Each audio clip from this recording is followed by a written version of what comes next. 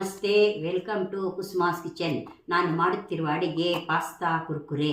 ಇದಕ್ಕೆ ಬೇಕಾಗುವಂತಹ ಸಾಮಾನುಗಳು: 1 ಕಪ್ ಪಾಸ್ತಾ, 2 ಚಮಚ ಮೈದಾ ಹಿಟ್ಟು, 2 ಚಮಚ ಕಾರ್ನ್ ಫ್ಲೋರ್, ಸ್ವಲ್ಪ ಖಾರದ ಪುಡಿ, ಸ್ವಲ್ಪ ಚಾಟ್ ಮಸಾಲ, ಸ್ವಲ್ಪ ಗರಂ ಮಸಾಲ, ಸ್ವಲ್ಪ ಧನಿಯಾ ಪುಡಿ, ಸ್ವಲ್ಪ ಉಪ್ಪು, ಸ್ವಲ್ಪ ನೀರು, ಕರಿಯಲು ಎಣ್ಣೆ. ಮಾಡುವ ರೀತಿಯನ್ನು ನೋಡೋಣ ಬನ್ನಿ. ಒಲೆಯನ್ನು ಹತ್ತಿಸಿ ಒಲೆ ಮೇಲೆ ಪಾತ್ರೆಯನ್ನಿಟ್ಟು ಅದಕ್ಕೆ ಸ್ವಲ್ಪ ನೀರನ್ನು ಹಾಕಬೇಕು. ನಂತರ ಸ್ವಲ್ಪ ಉಪ್ಪನ್ನು ಹಾಕಿ ಪಾಸ್ತಾವನ್ನು ಬೇಯಲು ಬಿಡಬೇಕು. 5 ನಿಮಿಷಗಳ ಕಾಲ ಬೇಯಬೇಕು.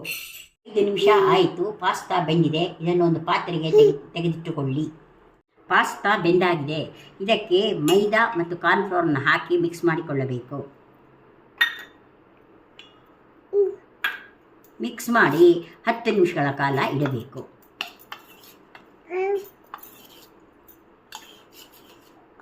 ಒಲೆಯನ್ನು ಹತ್ತಿಸಬೇಕು. 10 ನಿಮಿಷಗಳಾಯಿತು. ಈಗ ಪಾಸ್ತಾವನ್ನು ಎಣ್ಣೆ ಹಾಕಿ ಕರಿಯಬೇಕು. ಎಣ್ಣೆಯನ್ನು ಹಾಕುತ್ತಿದ್ದೇನೆ.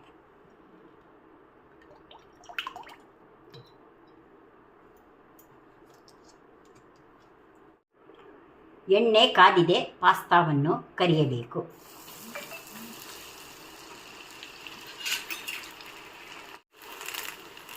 ಈ ಪಾಸ್ತಾ ಕರಿಯುತ್ತಾ ಇದೆ. ಶಬ್ದ ನಿಂತೊಡನೆ ಇದನ್ನು ತೆಗೆಯಬೇಕು.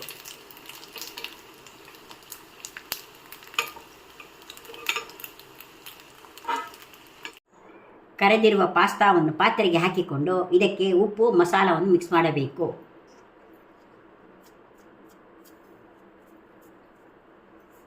ಉಪ್ಪು, ಖಾರದ ಪುಡಿ, ಚಾಟ್ ಮಸಾಲ, ಗರಂ ಮಸಾಲ, ಧನಿಯಾ ಪುಡಿ ಎಲ್ಲವನ್ನು ಹಾಕಿ ಕಲಕಬೇಕು.